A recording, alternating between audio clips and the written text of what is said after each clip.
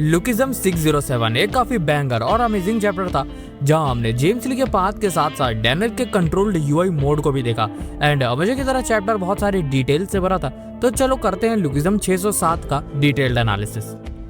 Chapter की शुरुआत में हम जेम्स ली को देखते हैं जहां वो एक किक मार के टॉम को दूर करता है। एंड हमें पता चलता है कि जेम्स ली की इंजरी कोई बहुत फेटल इंजरी नहीं है, एज टॉम ली ने उसके वाइटल ऑर्गन्स को मिस कर दिया है। एंड नोटिस करने वाली बात यह है कि टॉम ली को कुछ समझ में नहीं आ रहा था कि उसने इतने वाइटल ऑर्गन्स को कैसे मिस कर दिया। एंड अगर तुम लोग सोचोगे भी तो टॉम ली इस अटैक को कितने सालों से यूज कर रहा होगा। एंड अचानक से इस अटैक को मिस करने का मतलब है कि जेम्स ली अपने पाथ को एक सेकंड के लिए यूज कर लिया होगा एकदम एंड टाइम पे, जब टॉम ली उसके कोर में अपना अटैक लगा रहा होगा। इसलिए भले ही उनका हाथ उसके पेट में चला गया, पर जेम्स ली के वाइटल ऑर्गन्स को मिस कर दिया। एंड भाई यहाँ से जो धुलाई जेम्स ली शुरू करता है ना, एज उसके ईयर ड्रम्स अब रिकवर हो गए होते हैं तो उसकी स्पीड काफी ज्यादा इंक्रीज हो गई होती है।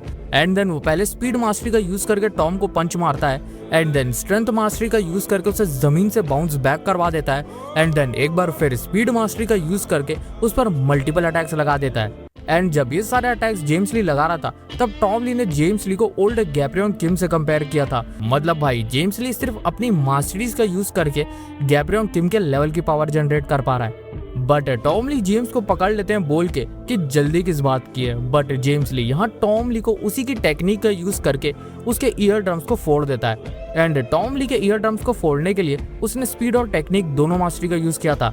एंड देन वो दो डेवास्टेटिंग किक्स मार के टॉम ली को गिरा देता है। एंड ये जो अटैक्स उसने टॉम ली को मारे थे वो उसके वाइटल पॉइंट्स पे लगे थे।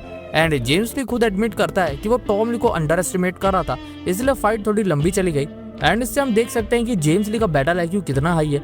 मतलब पिछले चैप्टर के बाद वो समझ गया था कि टॉम ली को हराने के लिए उसे अपनी सारी मास्टरीज का यूज करना पड़ेगा। एंड जैसे वो एनालिसिस करके फाइट करता है वैसे ही लड़ना पड़ेगा, तभी यह फाइट जल्दी खत्म होगी। एंड उसने वैसा ही किया। बट जब जेम्स ली ये सोच के जा रहा होता है टॉम ली का गेम ओवर हो गया है, बट तभी द अल्टीमेट किंग उठ जाता है एंड जेम्स ली को अपनी पावर से ओवरवेल्म कर देता है, इतना कि जेम्स ली को गैब्रियन किम के लेवल का प्रेशर फील हो रहा होता है। और इससे हमें ये कहीं ना कहीं कंफर्मेशन मिल जाती है कि टॉम ली करंटली ओल्ड गैब्रियन किम के लेवल पे पहुंच चुका है एंड उनकी जितनी पावर्स को जनरेट कर सकता है। एंड देन टॉम ली अपना सबसे स्ट्रॉन्गेस्ट अटैक, जिसमें उन्होंने अपनी सारी मास्टरीज का कंबाइन कर दिया था, वो जेम्स ली को लगा देता है। But with a smile everything changes as James Lee अपने यूनिक पाथ को यूज करना शुरू कर देता है एंड टॉम ली खुद से ही अटैक को मिस कर देता है। इवन टॉम ली तक शॉक हो गया था कि मैंने ये अटैक को मिस कैसे कर दिया, पर जेम्स ली अपने पाथ का यूज करके टॉम के ऊपर एक डेवास्टेटिंग अटैक कर देता है। एंड हाँ, ये अटैक ऑफ स्क्रीन हुआ था तो हमने कुछ देखा नहीं, बट जो ब्लड इस अटैक से आया था उससे हम समझ ही सकते हैं कि ये कितना खतरनाक अटैक था। एंड नाउ चलो डिटेल में डिस्कस कर लेते हैं कि आखिर ये जेम्स ली के पाथ की एबिलिटी है क्या। तो भाई हमने अभी तक जेम्स ली के पाथ को 2 बार यूज करते देखा है एंड दोनों बार में ही जेम्स ली ने अपने तरफ आते बहुत ही प्रिसाइज अटैक को काउंटर एंड मिस करवाया है। एंड मैं मिस करवाया इसलिए बोल रहा हूँ क्योंकि मुझे लगता है जेम्स ली के पाथ की एबिलिटी है deflection and control over 5 senses. मतलब जब जेम्स ली अपने पाथ को सामने वाले के ऊपर यूज करता है तब वो उनके 5 सेंसेस को कंट्रोल कर सकता है एंड कोई भी आते हुए अटैक को इजीली उनसे डिफ्लेक्ट करवा सकता है। जैसे कि हमने खुद देखा था जब टॉम ली ने उसे अपना अटैक मारा था एंड वो मिस हो गए थे, और उन्होंने खुद कहा था कि उनका ईयर ड्रम्स फटने के कारण ये अटैक मिस नहीं हुआ है। एंड नरेटिव वाइज भी देखा जाए तो जेम्स ली को लुकिज्म में एक बहुत बड़ा मैनिपुलेटर माना जाता है, तो उसके पाथ की एबिलिटी भी कहीं ना कहीं मैनिपुलेटर वाली होगी।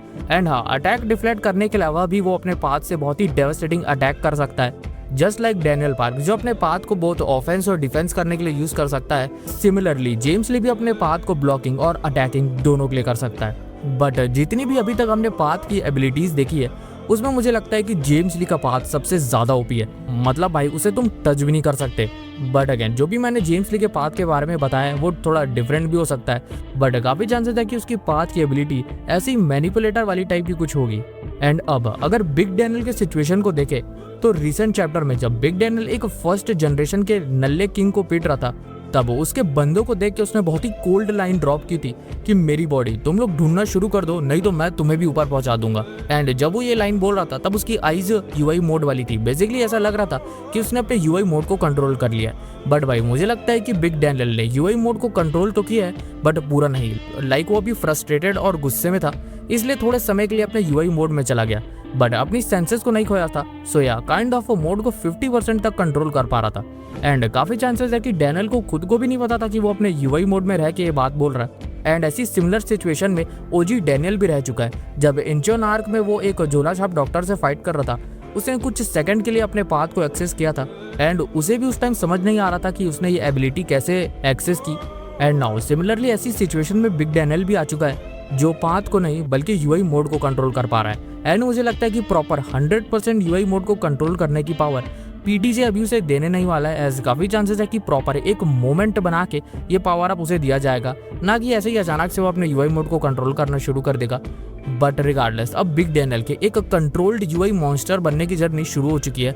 एंड ब्रो अगर उसने अपने यूआई मोड को कंट्रोल कर लिया ना, तो जो कैरेक्टर्स अभी अपने आप को स्ट्रॉन्ग मान के बैठे हैं ना, उनकी यूआई बिग डैनियल अच्छे से ले सकता है। खासकर जब हमें ये कंफर्मेशन मिल चुकी है कि बिग डैनियल के पास भी एक डिफरेंट पाथ होगा, जो कि काफी चांसेस है कि जिनून पार्क का पाथ है। सो कंट्रोल्ड यूआई मोड प्लस अपने यूनिक पाथ को अचीव करने के बाद बिग डैनियल ट्रूली एक मॉन्स्टर बन जाएगा।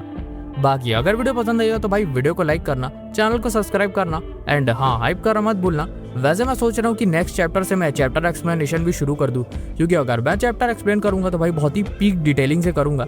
तो कमेंट्स में मुझे बताना कि चैप्टर एक्सप्लेनेशन करना चाहिए कि नहीं। बाकी मिलते हैं नेक्स्ट वीडियो में।